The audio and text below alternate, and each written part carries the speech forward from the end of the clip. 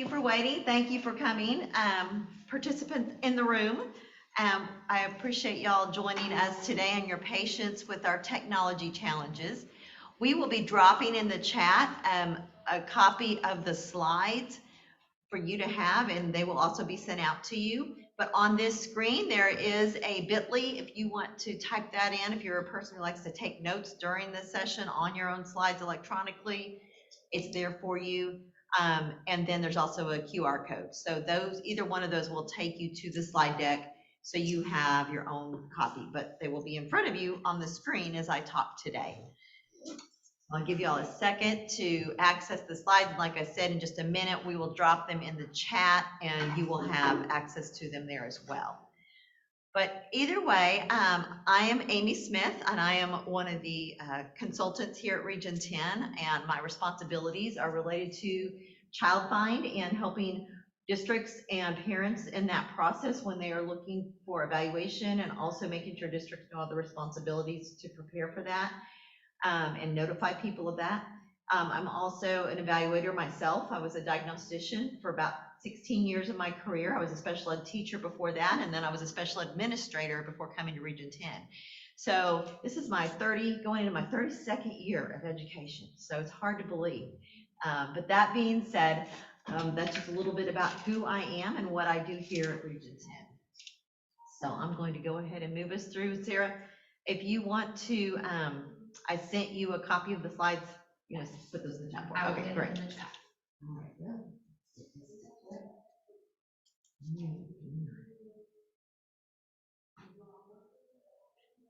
There we go. All right, we're working now. So here's what we're focusing on for this session today.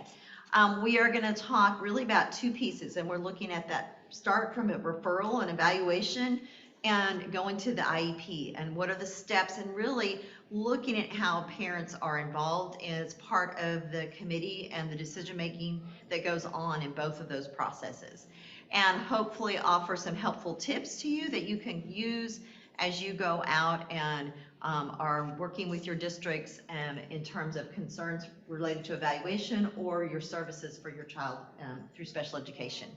So those are the focuses. And I always like to start with, really what are we all about? Why are we all here? And clearly our goal is for that picture there that you see on the slide, for our students to be successful, to graduate, to be able to move on and have successful lives, to meet whatever their dreams are for themselves. And so that all starts with what we call, or what I like to call, the fate trajectory, pointed in the correct direction. And so that means that we start with an evaluation, which then guides our present levels of performance, what goals we need for our students, determining the least restrictive environment where we can help them meet those goals, and leading to ultimately that educational benefit. And so that is what we're all after. So my session today is to help you guys have language, have terms, have resources to help you navigate these different processes. And so we're going to start with the child find and evaluation process. Now, some of you may already have received, your child may have already had an initial evaluation. Some of you may not have explored or gone through that process yet. So I'm going to start with child find, and that is a federal mandate that we are given through IDEA, and it requires all public schools and charters to identify, locate, and evaluate any child they suspect has a disability that resides within their jurisdiction. We're looking to see any students within our children within our jurisdiction that we suspect may have a disability and need for special education services, that we are then offering evaluations to those students. And they have to have processes and procedures in place to make that happen. And so these are all the different places we may find students. They may not be enrolled yet. It may be because they're not of age to be enrolled, or not kindergarten age. If you have a pre-K, maybe they're less than pre-K. And so we're looking at those students, those children that live within our boundaries, birth to 21 and 3 to 21 specifically. And then there are some students based on their disabilities that we suspect may qualify for services prior to age 3. And so districts are aware of these eligibility requirements, and they are required to post things on their website to let parents know, how do I request an evaluation? Or people even within the community, they're also giving out and sharing information with people within the community, people that run our private schools in the area. If there's a hospital in your area that serves students possibly, then they would make sure they're aware of the services, because we want to make sure that everyone is, first of all, aware that we're here to provide that evaluation and those services should those children need them, since they're living within our boundaries. And so we want to make sure they not only know that, but then also what's the result of that is if they qualify, they could be eligible for special ed services. And so it starts with the first step when we are going to refer a child is what we provide what's called prior written notice. And that is notifying you as the parent of the scope and the plan for this evaluation, what's driving the evaluation and why we're moving forward with it. From there, you are given the opportunity to give us consent. And finally, we conduct a ARD, which is an Admission Review and Dismissal Committee meeting. That is the committee responsible for making those decisions around eligibility and designing the IEP, the individual education plan, if that child would qualify for services. And so we often wonder who can make a referral. And the law basically tells us that really anyone suspecting that child has a disability that is either that works with that child within the school system, a parent, or a community member. So a community member, such as a doctor, may call and request a referral. It could be a daycare provider or a preschool provider. And when someone calls outside of the parent, that district then has the obligation to let the parent know, because we cannot proceed without your consent or share information with that person without your consent. But we do have to respond to anyone who comes to us requesting a referral for your child. So if you yourself as a parent want to request an evaluation, if your child's not currently receiving special ed services, you may submit a written request. And so the law tells us if you do submit a written request to the director of special education or an administrator at the school has a 15-day school day timeline to respond to that request. And so during those 15 days, they're going to gather information and review that and then let you know what their recommendation is.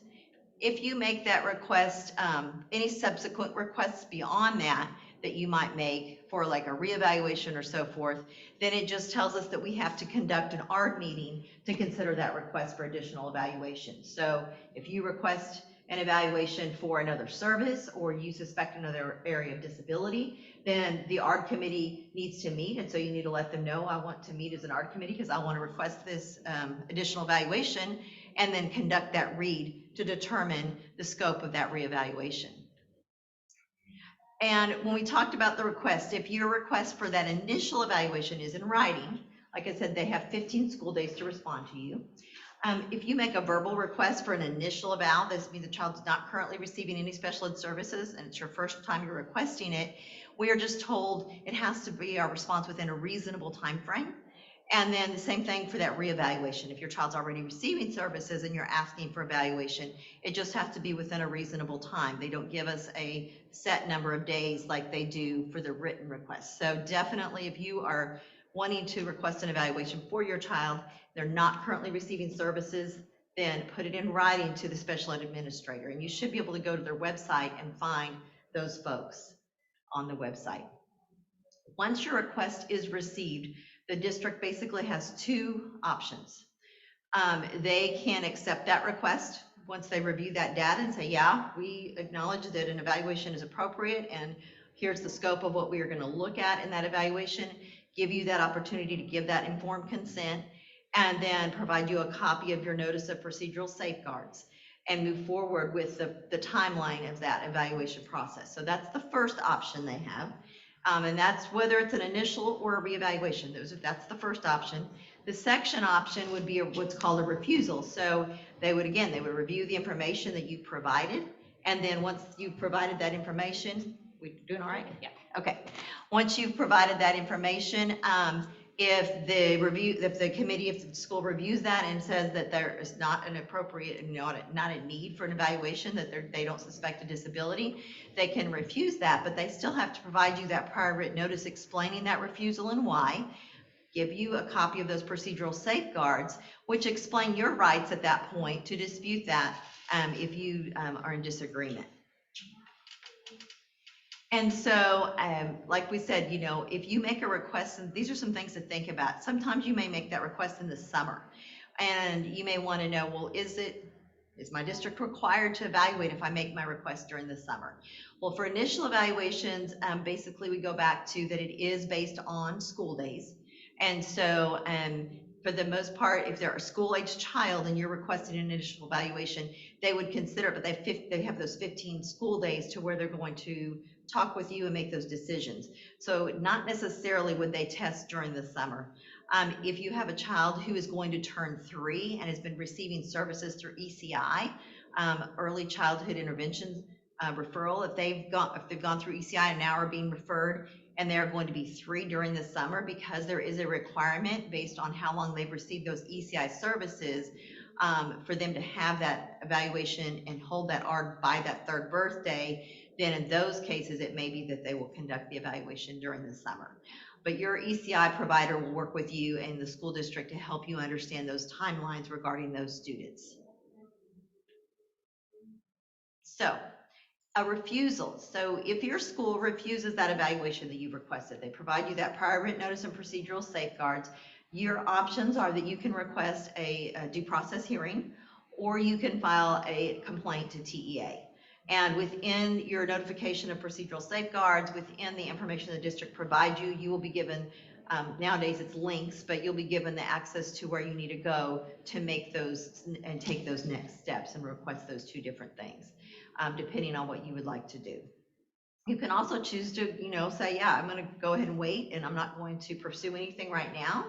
And then maybe ask, you know, if your child continues to have difficulties, you may at some point ask again. And again, at that point, that may be when you decide to exercise one or both of these processes. All right, so once you sign consent for an initial evaluation, the school has 45 school days to conduct that evaluation once they receive your consent. So if I sign consent today, which today's not a school day, but let's say today was Monday, and I signed consent today, and I gave it to the district, then the next school day would be day 1 of that timeline, and 45 school days would be how long they'd have to complete that evaluation for an initial. This is a child who's not currently receiving services. And so if your child's absent for more than 3 days, then those do add to that timeline. And part of that is these evaluations are they're comprehensive. That's the requirement, and that's what we want to make sure that they are. And so because of that, the law gives us that time, because it takes time to make sure we have all the right information from all the right people, time to look and observe the student in different settings, to gather data across time. All those pieces are really important so that we get the full and correct picture of the student. And so if they've been absent for a significant number of days, that would be important. So that is why they allow us to add those days to those timelines. After that evaluation is completed, the school has 30 calendar days to hold your ARD meeting during the school year. If you're talking about a student that's referred and evaluated at the end of the school year and there's not 30 calendar days before school is out, then they just must have that ARD and have that IEP in place by the first day of the following year. So when school starts back that following year, unless they would have a suspicion that child might need ESY services, or something that they would need before that, then in those cases, they would need to go ahead and hold an ARD before the next school year. But for the most part, it's going to be 30 calendar days from your FIE date is when that ARD will be held, or less, but for sure within those 30 calendar days. And when they do that evaluation for a reeval, so a student is already in special ed, they're due for a reeval. So first of all, every 3 years, the ARD committee has to come together and decide, do we need additional data for an evaluation, and consider, do we need a reevaluation? And there's several things that we're looking at when we ask those questions to make those decisions. First of all, eligibility. Do we think there's another area of disability or eligibility we need to consider, and we need more data for that? The second would be determining present levels of performance. Are we questioning that the data we have from the teachers and the classroom, if we need more information to better understand those present levels of performance, then that might be a second time that you're going to ask for a new evaluation. And the third time would be, or third question would be if you need the information in order to decide those IEP supplemental aids and services, all those different programs, services, accommodations, and things that you consider as an ARD committee. If the existing information didn't tell you what you needed, maybe you suspect something like a service such as OT or PT, maybe assistive technology. So if there's a service that they would need in order to access that IEP and make progress, then that evaluation may be needed so that you can make those decisions. And if you decide additional data is needed, then that evaluation, if it's their 3-year reevaluation date, let's say their 3-year reevaluation date is due November 10th, that evaluation has to be completed on or before November 10th. So your planning for that, the ARD committee planning for that needs to happen prior to that in enough time so that that can be completed by that date. But if you decide at that point, let's say it's the 3-year mark, that you do not need additional data, then you may say, okay, yeah, we have everything we need for these pieces. We don't have any questions about what's going on. We're providing services, FAPE is being achieved, and therefore we're not going to recommend additional testing at this time. No, you as a parent, you guys have the right to ask for a reevaluation at any point. And so even if that's what you decide at that point, you could ask, or you could say, no, despite what you're telling me, I believe that my child does need to be reevaluated, or I want them reevaluated. And then they will work with you to provide that notice and consent so that you can have that evaluation. And so that being said, just know that is your right, and to make that decision with your committee. One thing that's helpful is if you're able to tell them what it is you're looking for, because I think sometimes we speak such a foreign language, and we try to, and I even in this talk today, I'm trying to make sure I remember to say the words in a way that are going to be hopefully understood by anybody, and not just someone who's been in this career. And so because of the complexity and the technical language that we have, you might think that we need an additional evaluation for something, and then as you have a conversation, as you say what it is you're concerned about, we actually may have that data. Or maybe somebody has it, but we just didn't report it, and we do need to include it and review it. But it may or may not require formal testing. And you can then make your decision. If you want us to consider conduct a 3-year reevaluation at that point, then we absolutely would give you the notice and consent and do that. And let's say it's not due, the 3-year reevaluation is not due at that point, and you're asking for additional evaluation. Again, they're going to come review it, conduct a read, and then provide you that prior written notice. If they're saying, at this point, we don't see a need for additional data, but you're asking for that, you have that right once a year. It says annually, unless agreed upon by the ARD committee otherwise, to request that reevaluation. But just keep in mind that a lot of times the evaluation data that we're looking at and talking about, once we've been working with your student, we may be able to find within existing information. We may need an observation from a teacher, but we may not need a formal evaluation by a diagnostician or a school psychologist or a SLP, a speech language pathologist.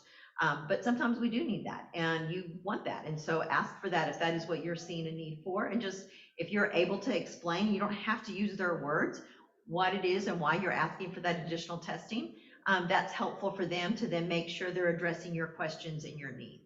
So just try to be able to share what you think if you're able to, and if you're not, you have questions before the meeting, find whoever your diagnostician is or whoever's going to be running that meeting. Your evaluation team is usually a good place to start to articulate your concerns so that they can help you to then guide your committee as far as what you're thinking related to whether or not your child is going to be evaluated and what specifically you're looking for in that reevaluation. All right, so the purpose of that prior written notice. So the law tells us that prior written notice is for you. It was designed, and the reason we're required to provide it, and we provide these at different points in the process. The one we're talking about right now is that prior written notice when we're about to evaluate, or sometimes the form will be called notice of evaluation.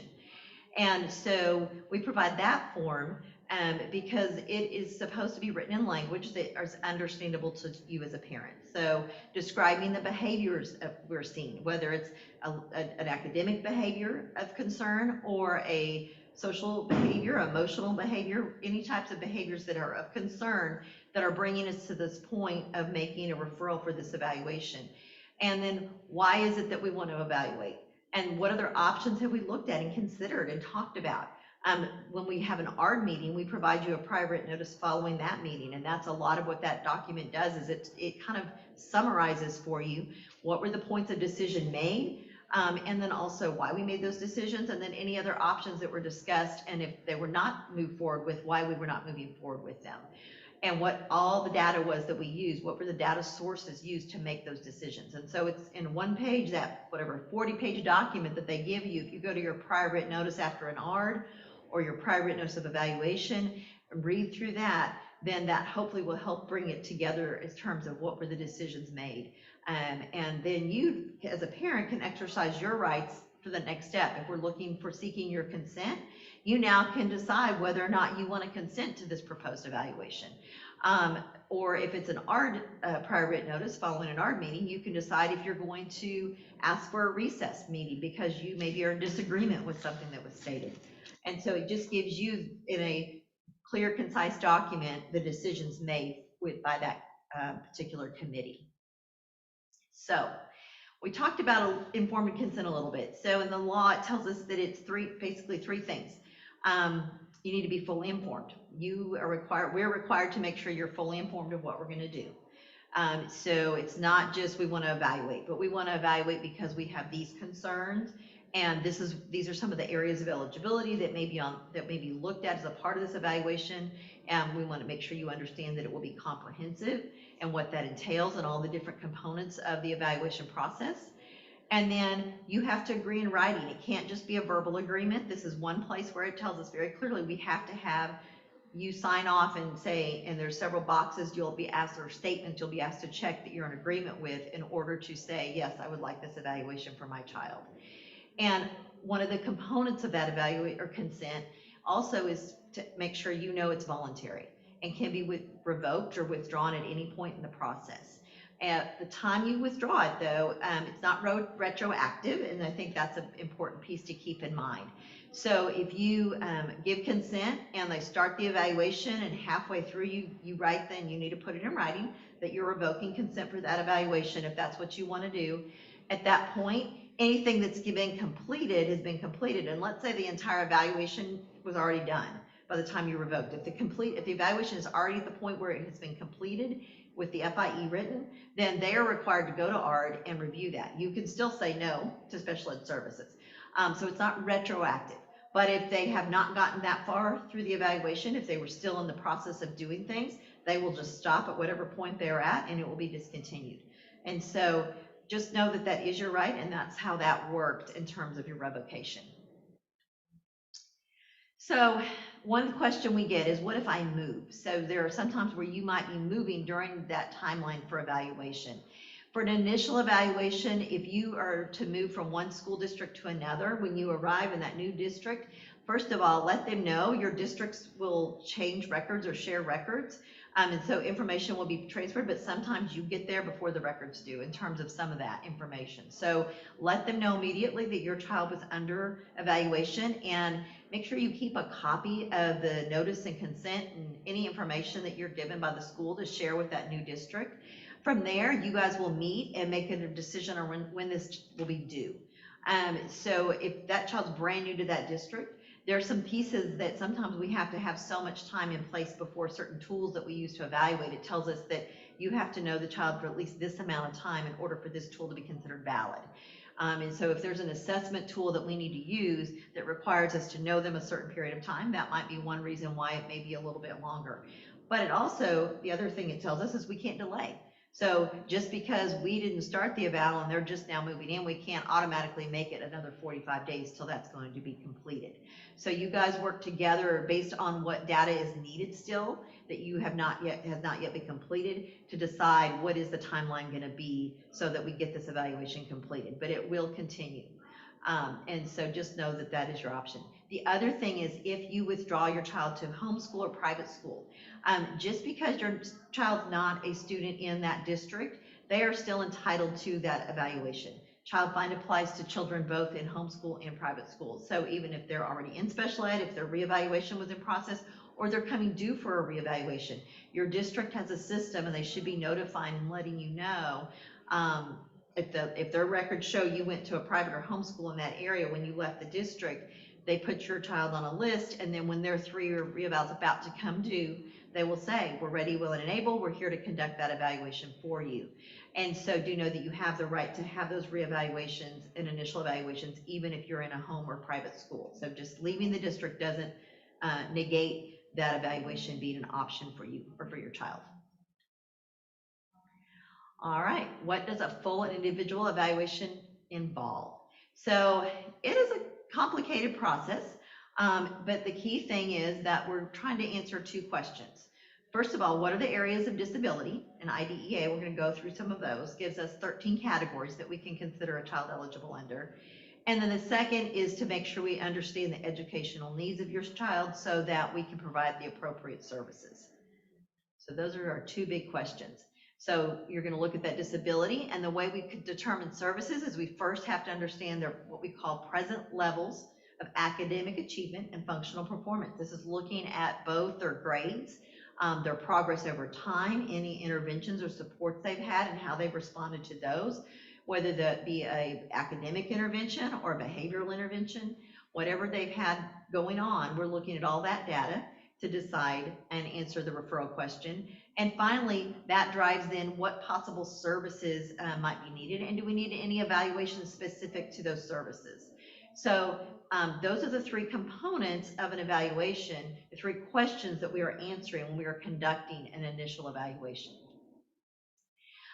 Areas of eligibility. So these are the categories that TEA has listed in Texas, and they're all linked for you if you want to read the what we call the legal code, or the way they're defined in our law.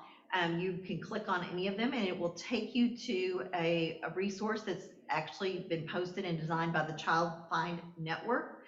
So down there at the bottom, there's a link to a network that TEA has that houses lots of resources and documents for our teams and our districts to use to help guide them, requirements that they have to meet, and also to help you understand some of those processes. So feel free to look at that website. You might find some helpful things there. It's designed more for educators, and I'll show you some things designed for parents, but at the same time, it's a great resource to learn more about Texas laws and IDEA and how that's applied in Texas regarding evaluation and IEP development. So these are the different areas of eligibility. And so your evaluation is going to help determine which of these areas of eligibility should be now considered by the ARD committee. So based on the data that's gathered throughout that evaluation process, they will consider and determine, are they eligible? And if so, they have to say which one of these categories they might be eligible under. And you may know that sometimes it might be more than one. And then once you're at the ARD committee table, you guys will be determining, kind of which one we're going to put first, second, third. That's really more for our PEMS coding. It's very important. But at the end of the day, whatever category or eligibility category they're eligible under does not necessarily, limit. Like if we say VI is first and then SI is second, they're going to get the same types of speech services whether we put one or the other first or second. So it's really which one is most impactful in their learning is what your ARD committee is going to be trying to determine. But that being said, these are the different categories that we look at for eligibility. So if you're working through an evaluation, again, always your evaluators are your best people to talk to if you're trying to understand any specific things about these categories and maybe how they are going to look at that, or how their evaluation helps you to understand how your child may or may not have one of those. So work with them and they will help you out with that. We do have a question that says, does child find requirement mean to identify just one area of disability, or does it mean to identify each and every eligibility? So the evaluation, when we plan for evaluation, we have to look, and it has to be comprehensive. So any area we suspect, we need to evaluate. So depending on what information we have at the get-go, so sometimes we have really great information, and if we do, which that's ideal, that's what we want. So the more we can get from you, and this is where you as a parent can really help us out, and teachers help us out because we work with them closely. And that is, to talk to us, and we give usually parent information forms. You may be asked to fill out some different rating lists, checklists, things like that, and that helps to guide us as evaluators. So we want to make sure we're not missing something. So if there's something we go in and we uncover as we're evaluating, then we're going to dig deeper in that area. So you may come in and maybe your child's having difficulties with reading, and you know there's issues with reading, but you know that your child also has a diagnosis of ADHD. Share that with the school, because we also know that there can be impacts from that on learning.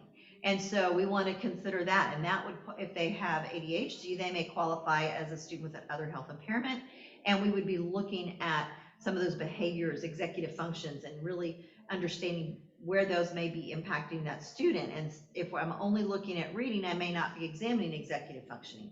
So by me understanding the fuller picture, I'm going to make sure that's a comprehensive eval. Now, as an evaluator, as I see that there might be an additional area that we didn't suspect going into it, I'm going to notify you and let you know that, and we will then move forward with your consent and look at that piece of that eligibility.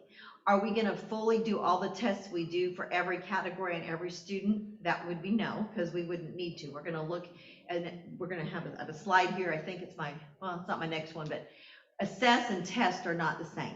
And I think that's one thing to keep in mind, that if I'm assessing, I can assess, and sometimes I can do that with informal information or just through interviews and through conversations and looking and observing the student. Sometimes I need formal tests, and depending on the area of eligibility, depending on the student, will drive when and what I will be using to make those assessment decisions. So we are assessing throughout the process, and we're looking, and we're going to look at the different areas that how kind of the framework we use to approach our evaluations. And then by bringing out the data within those different frameworks in each part of the FIE, then we're able to make decisions on which areas of eligibility might most likely be an area of concern, and therefore the art committee needs to make decisions from there. Okay, we have more questions. So the first one, I think you kind of just answered as you were going through, but I'm still going to go ahead and read it just to make sure that we address it. It just was a follow-up to the previous question, that if a child has dyslexia and the district identified a physical eligibility but didn't necessarily identify the child with dyslexia, is it a child find failure? And I know that one's a little bit complicated because of the changes that have happened over the last couple of years with the dyslexia identification. Right. So the question was that if the child has dyslexia or has a physical disability, so I don't know if that's OI, or I'm not sure what disability we're talking about, but they have another area they've been identified, but they were not previously identified as dyslexic. Every case is going to be case specific, but I would advise you to talk to your ARD committee and ask for an ARD so that you guys can discuss, do we need to evaluate for that? And there's several cases out there that you could talk with them about in terms of understanding, and when we talk about a child find failure, what they're saying is that if you'd identified this disability category, we knew about it here and you didn't, so therefore because we didn't, now that's child find failure, and there might be some additional supports or services that the district would need to provide. But often, because an IEP is designed to meet all the needs of that child, so once they're eligible, we are now going to make sure all those needs are met, whether there is specific disability categories connected to that need or not. And so if they've been receiving services for their dyslexia through 504 and identified in the IEP that they were receiving those services through Gen Ed, then that may or may not be a child find obligation or child find failure because of the fact they've received those services.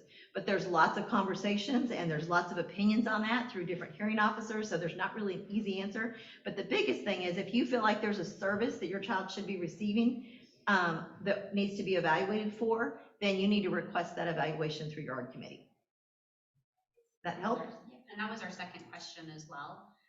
So I yeah. think, and I kind of answered that in the Q&A because you were talking about it was just how to request that if you had a suspected additional eligibility. Yeah, and that happens because, you know, kids grow and mature and develop, and there are some disabilities that don't manifest or don't show that they need special ed services because of that condition at one age, but they might at a later age. A lot of our children who have speech and language impairments that are identified at ages 3, 4, and 5 will end up having other eligibilities maybe when they're older, such as a specific learning disability, dyslexia is being one of them.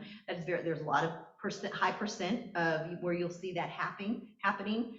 So we want to be aware of that, but we also are probably not necessarily going to be able to identify dyslexia in a 3-year-old because developmentally there's so much there with learning that we don't know about. So yes, early identification is important and we want to consider that, but there are still going to be some of these eligibility categories that are going to evolve over time. And so it's not as simple as I do one evaluation. Even if I comprehensively evaluate, that there may not be other eligibility areas that over time as they mature, we now see, and we now need to make sure we also include, and we're going to go back and that reevaluation, we'll add that eligibility area when we test. We'll look further, we'll look at that and see, is there another area we need to be serving them under? So. And then this question is that if a child has an intellectual disability or ID as an eligibility, the school does not test for learning disabilities. Is this correct? So the question is, if they have an intellectual disability, do we assess for learning disabilities? So in our SLD framework, and you can click on that link if you would like, but specific learning disability, one of the things that the law tells us is that we have to look at what we call exclusionary factors. If the deficit in learning that we're seeing is primarily because of intellectual development or delays in intellectual development, I don't know if I'm probably not saying the right word, but that looking at that piece, if that's the primary reason they're not learning, and there's several others we look at, then that SLD would not be an eligibility that would be considered. So SLD is designed to label or identify students where it's a specific area of learning that's deficit, not an overall cognitive processing deficit that is more in alignment with an intellectual disability. And so it's not to say that children with any of these other categories aren't going to have deficits in learning and struggles in learning, and even have some of the same processes in the brain that are impacted, which is why they're not learning to read. But it's when it's more pervasive, then SLD wouldn't apply. And so that is the reason why if you have a child who has an intellectual disability, that is the category that the IDEA gives us that we would look at, because it's going to be more comprehensive really in explaining the needs of that student. Where specific learning disability would be a child who just only has issues in one or two of those academic areas. But outside of school, outside of the academic arena, you're not going to see that disability manifest in the same way versus some of our other categories. You're going to see it manifest in being able to socialize or being able to, move around in their environment. And it's not to say you can't have some of these, both of these, or more than one of these, but there are some that are not going to align with SLD, and really intellectual disabilities would be the one that you wouldn't, because of that exclusionary factor. Hope I explained that well. So if I were to ask for like a full psychoeducational evaluation, what would that look like as an evaluator then? Covering which areas like academic, cognitive, behavior? So if I went to you and I said I wanted a full psychoeducational evaluation. Your FIE is a full psychological or psychoeducational evaluation. That's what a full individual evaluation is. So your FIE is full. It is to be comprehensive and cover all those different areas of need. In order to answer give the information to the ARD committee to determine eligibility, and then to determine what special ed needs might be there based on those present levels that come out as far as where they're currently functioning and how they're being impacted by that disability or disabilities. So, all right, any other questions on that? I'm going to move on, but as we go through, if there's something I don't answer, please ask. And my information is on, I'm pretty sure it was on one of the slides. If not, I will make sure it's added. Y'all, one of the things that we, at Region 10, we provide what we call technical support. And so if a parent calls in with a question related to evaluation and child finds, getting their child evaluated, they will usually direct those calls to myself. If they're a pre-K student or under school age, like 0 to 5, there's some other team members that also take calls related to that. But that being said, if you are working with your school and you're trying to figure out kind of how to work through something, you're more than welcome to call me. I will also ask if you want me to call your school, because that's our whole goal, is to help them and support them in working with you and helping students get what they need. So please know that we're not regulatory, we're not advocates for parents specifically, but we're advocates for students. We're here to help parents and students come together, hence the name of our conference today, right? And build that bridge so that you guys can all work together to do what is needed for a child. But they're complicated things to understand when we talk evaluation. So if you ever have a specific question, you certainly can give me a call and I'd be glad to help you out. All right. So what does an evaluation include? So we have what we call some assurances. And so we make sure that we include information in all FIEs about academic concerns, strengths and weaknesses, developmental and functional performance. So developmental would be that history of development and hitting those developmental milestones. And then function, how is their performance being affected functionally in the classroom? That may be a student who has an attention deficit disorder and they're struggling with organization. That's functional, trying to, keep up. Or it could be a functional skill related to daily living, or being able to, all those pre-vocational skills that we work on with students. We also have to address and assure that any tests we give and administer, that first of all, we have the correct training ourselves to administer that test, that we have the knowledge needed in order to give it, and then finally, that we give it in accordance with publisher guidelines. And this is specific to what we call our norm referenced assessments. They are normed on a group of students, and so therefore, the way they're given, you have to give them exactly the way they were designed to be given, and therefore your scores will then be valid. We also assure that we are going to consider their native language and administer any assessments that are needed in that native language or other mode of communication. And we're going to make sure that we're not biased and we want to make sure that we're not discriminating against your child. So one of the things is if you do speak more than one language in your home, helping us to understand how that second language your child was exposed to it and when and for how long before they started learning English. What does it look like? What do you see that's their preferred language? There's lots of information that's very rich that you can share with us that's going to help us to do that evaluation in a way that's going to really reflect what your child's needs are. So that's one thing you can do is just really be open to those conversations and helping us understand those pieces. And it's not about whether or not they're going to get ESL services or any of that. It's really about us understanding how your child's developed English, because that impacts then how we understand what we're seeing related to their learning. So those are some things that we make sure happen in our FIEs. And I had said this earlier, assess and test don't equal each other. So sometimes a test has to be given as a part of that evaluation. Usually there's multiple tests that are given, but we assess through a lot of means. Tests are just one way we assess your child as a part of that full and individual evaluation. And often it's those observations and those interviews and looking at that history over time that is the richest information that helps us really best plan for your student and understand what their needs are. And so, like we said, we're going to look at their functional needs, we're going to look at developmental milestones, and finally those academic needs. And so all of this is part of any evaluation. Depending on the needs of the child we're looking at, we will dive deeper in specific areas. So if I have a student who has an orthopedic impairment, but they are cognitively, or not cognitively, but performance-wise, they are, making really good grades. They're maybe even in honors classes or advanced type academic classes, but their needs are really functional. And so I may not need to go and dive deep into reading, writing, math, and spelling if I have really good evidence that there's no concerns there, that they're learning just like all of their other peers. They just need support with these physical needs so that they can access and be a part of the school and learn how to navigate their environment. So depending on the disability concern, depending on the concern, I guess I need to walk around more, we'll drive how much actual testing we do and how deep we need to dive in each of these areas.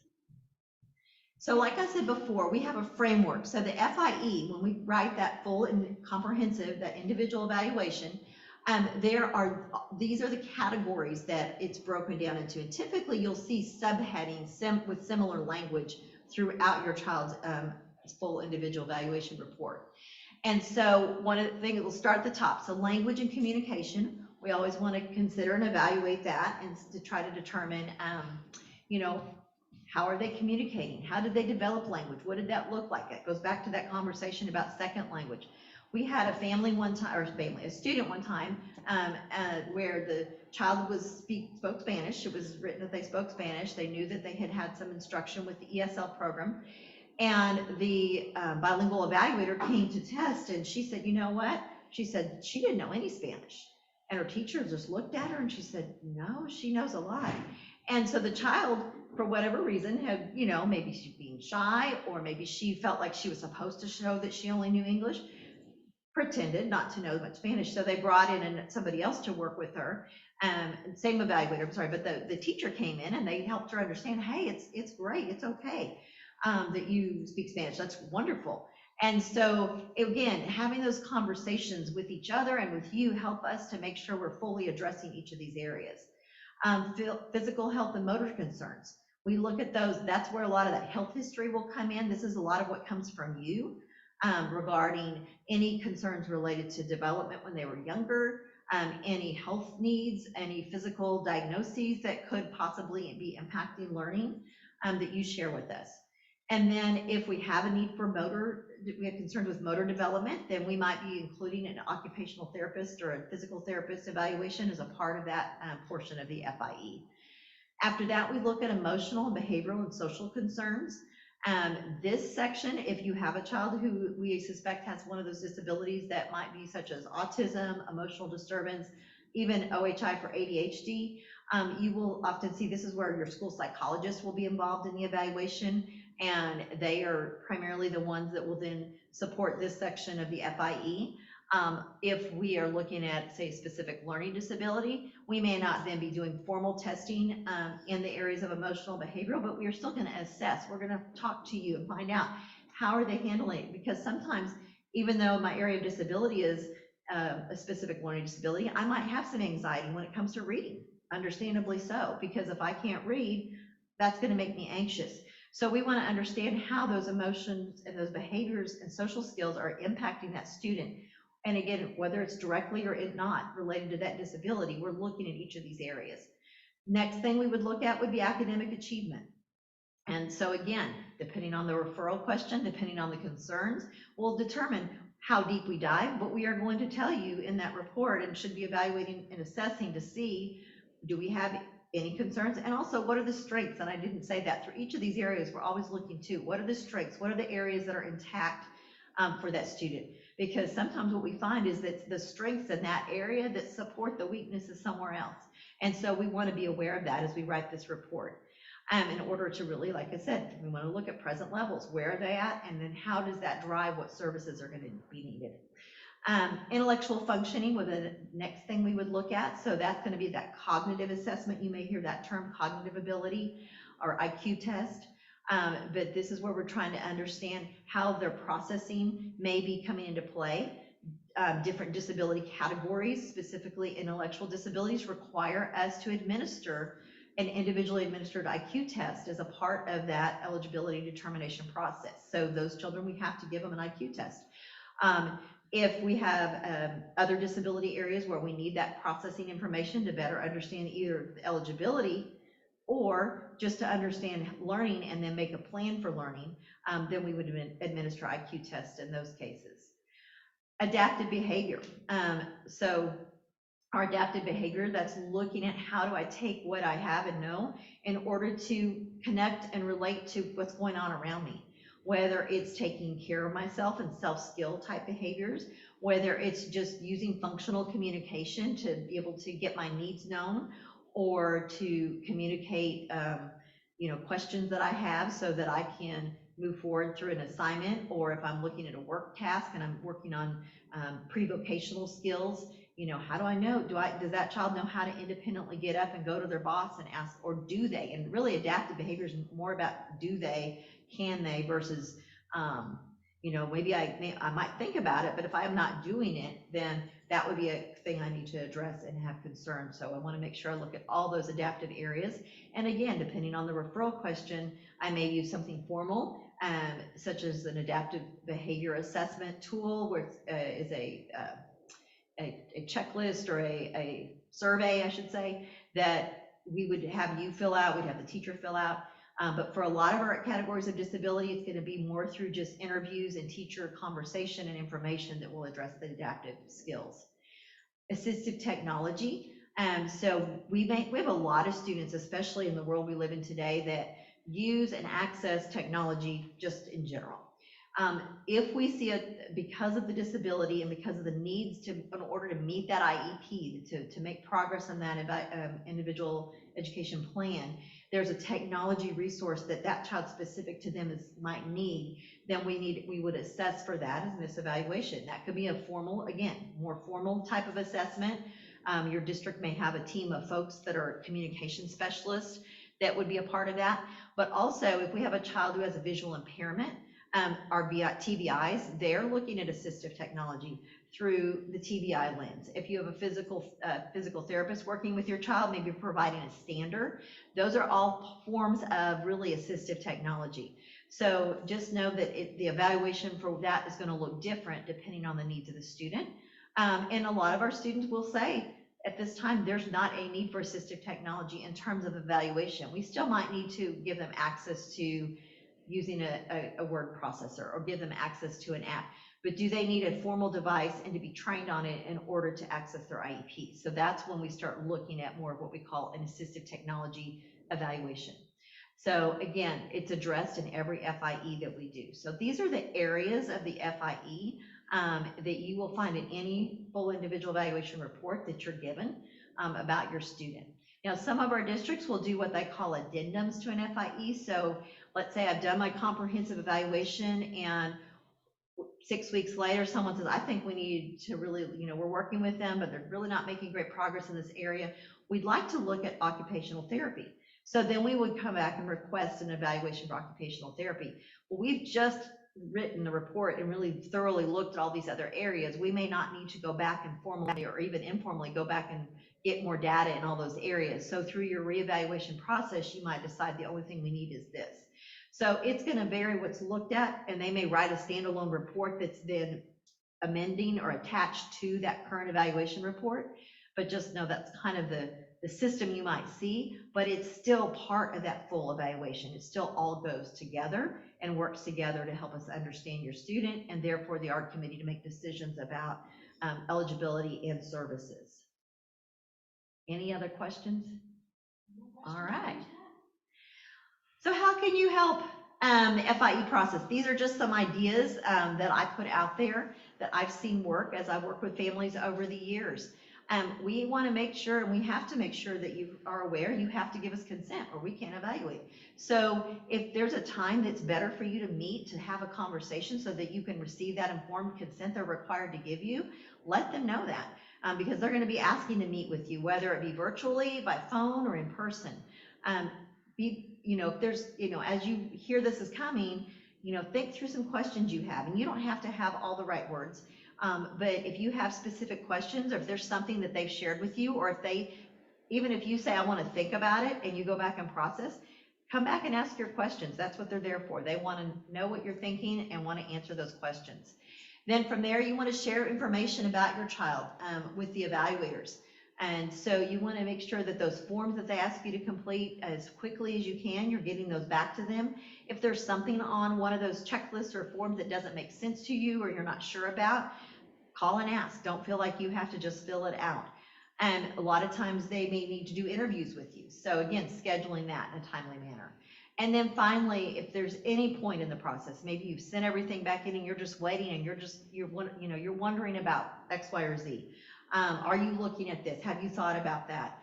Send them a quick email, ask them to call you so that you can get your questions answered, because our goal is that we're all on the same page. So at the end of the day, we can walk in to that ARD committee and make those decisions for your student. That's going to help them moving forward. I know we started late, but we do have the youth panels that are starting over next door. So I know we're. Do y'all want me to finish so that it's recorded for later, or what do you want me to do? Well, if you want to go to the panel, that's fine. I'll understand. I don't even know what the other panel. You can finish, Amy, and I'll just keep recording. If you're listening over Zoom, you are welcome to log off of this Zoom and log into the next one. I think I've already put the link into the chat. And Amy, I'll keep this open and I'll just keep recording, and then that way when we post it, we'll have the full presentation. Love it. All right. Yeah, we started a few minutes late. We got some great questions. So anyhow, I think I'm getting close to finished anyhow. Okay. So independent educational evaluations. So what if I provide this to my district? So you may on your own decide to have somebody else test your child, do an evaluation. We for sure want that information because we want to use anything that you bring to us to help us make decisions. So our committee, if your child's already receiving special ed services, would take that independent evaluation. They would review it, look at the recommendations and the requirement in the laws. They consider those in light of what they know, and then make decisions about what would be next. They may decide, yeah, based on this, we want to go get some additional data. They may say, oh, this is great information, and based on this, we're going to do these additional things in the IEP for your student. But please know that if you've gone and got an evaluation on your own outside, independent of an FIE, because you can also, there's a process, and we'll talk about it, where you ask for an evaluation be paid for by the district. So you're in disagreement with their evaluation, and then you ask for an independent educational evaluation. And in those cases, those IEs are paid for by the district, and those evaluators that are doing those for you have to meet certain requirements, because then we're going to consider that in light of what we do in the district, and it's going to line up more with the things that we know we would need for an FIE. It may not be a full FIE, it may only be for certain pieces, but it's going to align to that. So anytime we bring in an outside evaluation, we have to consider it and then decide what we're going to do moving forward. It may be triggering other evaluation, or like I said, it may trigger us including some of those recommendations within the within the IEP that we are currently providing or going to propose. So you do have that right. So like I said, if you disagree with the FIE that's presented to you, then you have the right to request a IEE, or independent educational evaluation.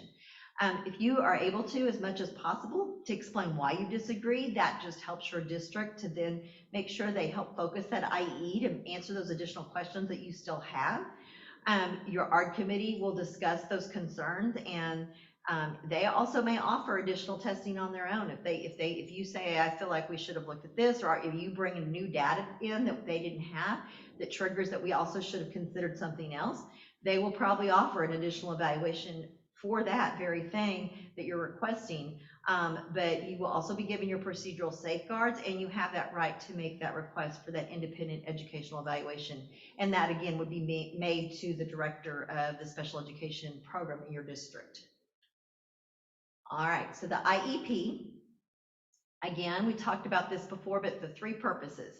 You're going to establish those present levels of achievement, what's going on with your student currently, both achievement-wise and functionally, and then how does it impact their involvement and access to that general education curriculum. The second thing is it's going to establish some goals and objectives that are measurable so that you can monitor progress throughout the year to see if that IEP is having impact. And finally, what are the services and supports and things that are going to be needed so that we can help them make this progress. So if I have goals related to reading because my child has dyslexia, then likely one of the services you're going to be provided is support in learning how to read using one of our programs through dyslexia.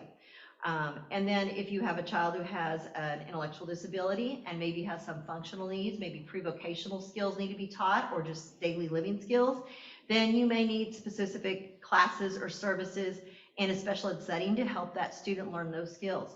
And so the ARD committee will make those decisions.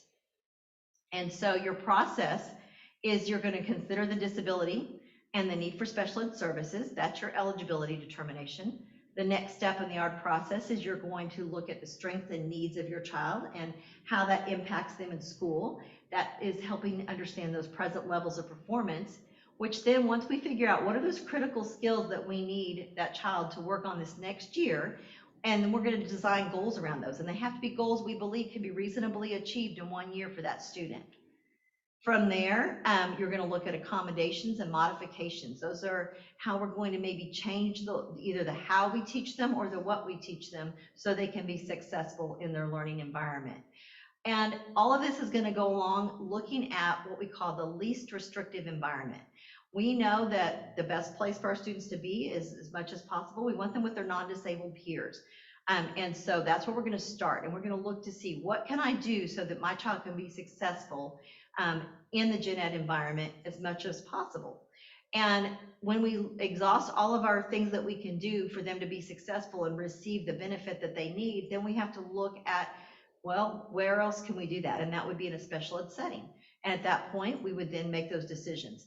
this is a conversation that you would have and really look at every year. So every year we're going back and considering the supports and services and what supports and services can we provide so that they can spend time and stay in that general ed setting with those non-disabled peers to the maximum extent appropriate.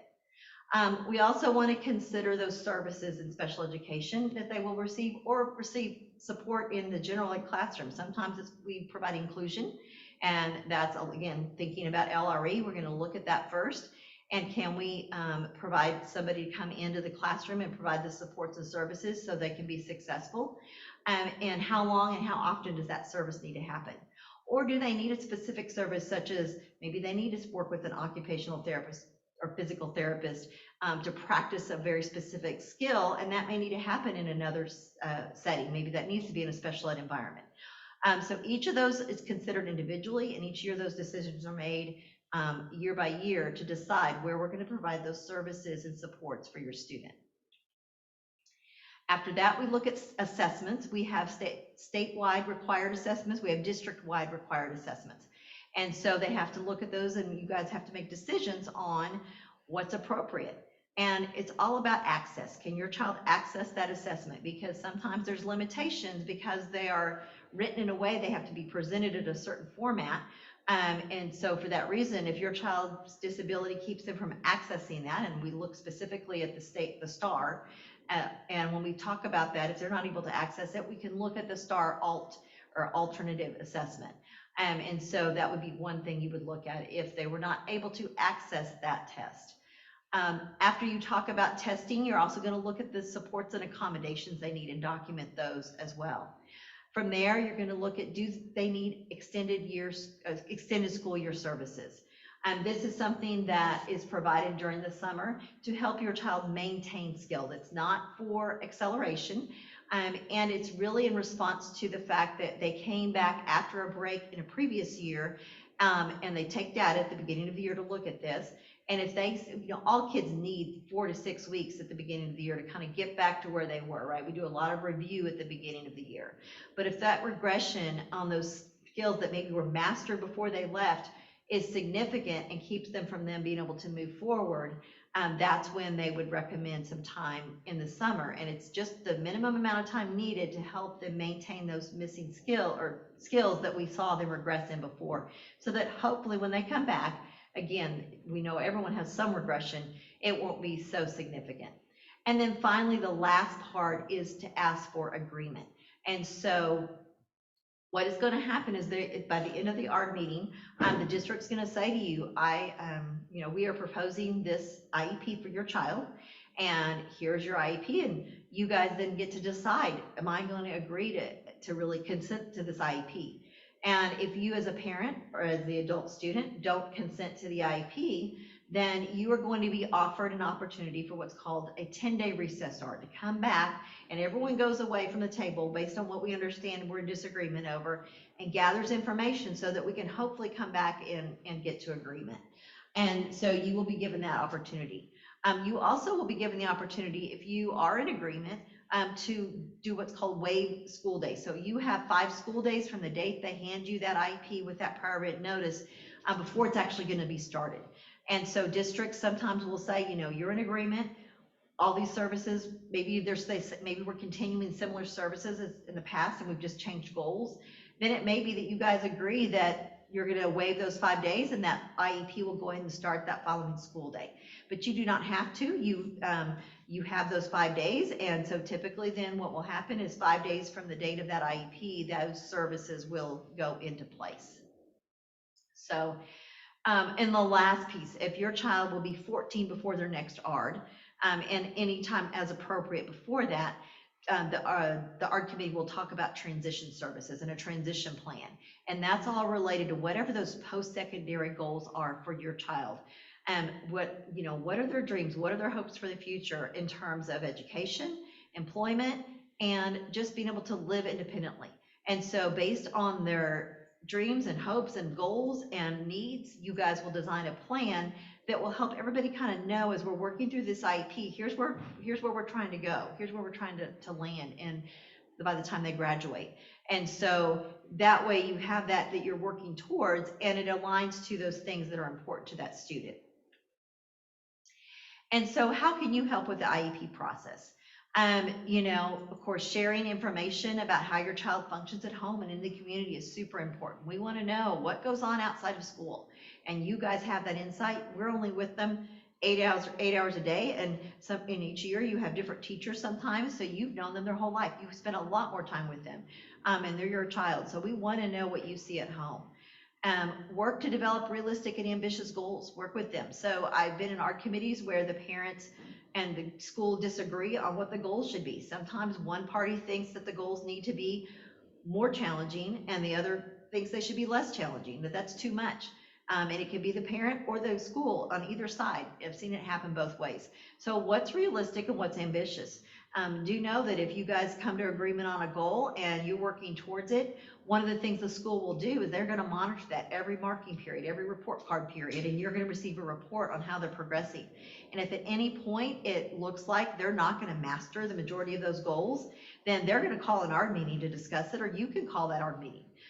But also, if you see them mastering goals quickly and they see that, they're going to come back to ARD for that as well. So do know that we do the best we can to come up with what's realistic and ambitious, but we also, it's a fluid document, and we're going to come back. It's not necessarily that we have to wait a whole year. We must meet within a year, but you often will come back before that when there is a need.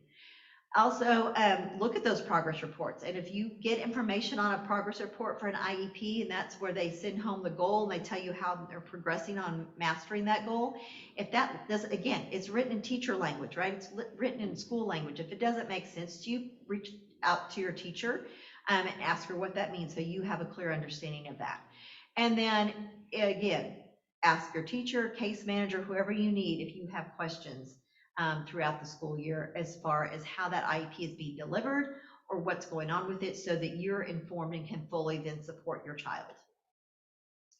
I'm finally going to link some things that will hopefully help you. So if you do have problems, if you work with your campus case manager, which is the special ed teacher that works with your child or assigned to your child, or even your campus administrator, and you still feel like you don't have the answers you need, I would suggest working with SpedTex.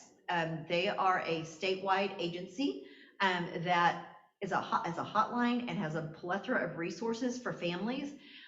So you can call them any time of day, and there's going to be someone there who's going to answer your call and be able to help guide you from a legal standpoint, what the law says and what the different things that are out there that you might need to be aware of, so that you can make decisions and work with your school. Sometimes they will direct them to us at the service centers, and they're statewide. So based on where you live, what region you're in, they will direct you to your service center if there's someone there they think might be able to help you. And then the other organization, which is our sponsor for today, is Partners Resource Network. And there's a whole plethora, again, of resources for parents on their website. And I've linked a few of them here on my last slide. But when you think about who makes up the ARD committee, these are the folks that are a part of it. But please know that in addition to these people here, that you can bring someone. So if you want to bring someone to your child's ARD, you can do that. And in certain cases, these are some additional ARD members that may be required to be there. And then finally, your participation, like we talked about. If English is not your first language, then those IEP documents have to be provided in that native language, either written or orally through an interpreter. Any information shared by you between with the evaluation team, anything you talk about related to your students, only going to be shared with those. It's confidential, and only going to be there based on the needs to be part of that comprehensive evaluation. Also, only those with an educational need will have access to your child's records. When your child leaves the public education school system, 5 years after they leave the system, whether they leave because you go to a private school or they're dismissed from special education services, 5 years from there, those records are actually all destroyed.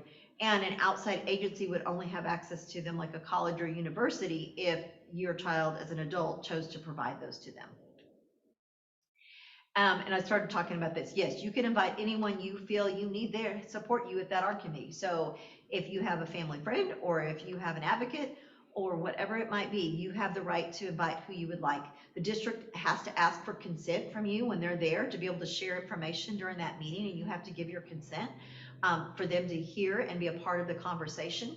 But you certainly are welcome to invite whoever you deem needed to support you for this process. All right, and one of the things I think is super important is helping our kids become advocates for themselves. And again, you know, we're going to be there right now while they're K to 12 until they graduate and leave us at age 18 or 21, depending on what's appropriate. We're going to support them through this IEP process, but once they go out beyond us, there's not that same system in place. And so we want them to become their own advocate. I had a parent one time, and as a parent, I understand you have to make your own decisions for what's right for your student. But they chose not to tell their child that they had a disability for many years. And when he finally found out that he had autism, his mom came and told us that it was the best thing ever, because he knew something wasn't right, but he couldn't figure out what it was and why he felt like maybe he was different than his peers. And so once he knew, he felt empowered. And so again, you have to decide that, and we're going to honor what you're thinking and wanting for your child and figuring all that out. But in terms of helping them develop self-advocacy, having conversations about, you know, what are the things you need to learn? What is helpful to you? Maybe we've thought that they needed this particular accommodation for years, and come to find out they hate that, and they'd really much rather have this over here, or this is what they think might work better and they want to try it. So by us advocating and helping them learn how to advocate for themselves, so when they're at home doing, you know, working with you, doing chores, whatever it might be, encouraging them to share their thoughts and concerns in an appropriate way, so that they can start learning those skills of speaking up for themselves. So just make sure that you are figuring out how that might look at home, and then anything you can tell us at school to help us support them in those learning to be an advocate in a different, you know, maybe they tell you at home, I'm scared, I don't want to tell that teacher, whatever it is. Let us know that so we can work with them and work with that teacher to build that relationship so that they can feel comfortable and be able to advocate for themselves. And finally, any concerns or disagreements you have with IEP proposals that come home, the more you can let your school district know that ahead of time, the more likely they are going to be able to have what's needed in place by the time the ARD happens, or at least be able to answer your questions or your concerns. And this is a document that is linked here, and it's from TEA, and it kind of outlines the resolution process if you have disputes or disagreements with your school district and the steps that you can follow, and some pointers of some things to think through if that would be the case. So I encourage you to look that up. We've already looked at these two resources earlier. And finally, this is a list of links to different things I think that might be helpful, specific to you, related to having effective ARD meetings, preparing for your child's ARD. Acronyms and abbreviations are huge. We have lots of those. Your guide to the ARD process is linked there, which that was given to you or would be given to you at any initial evaluation. And then timelines. There's some explanation there for timelines, some visuals that you might want to look at. And finally, resources for families listed on the SpedTex website. So hopefully you will find something here that resonates with you and supports you in working with your district and working with your child as far as figuring out what they need. Thank you so much. Again, my name is Amy Smith. I'm one of the consultants. My info is on, I believe, the first slide, but if you need anything, we're here at Region 10 to support you. Have a great day.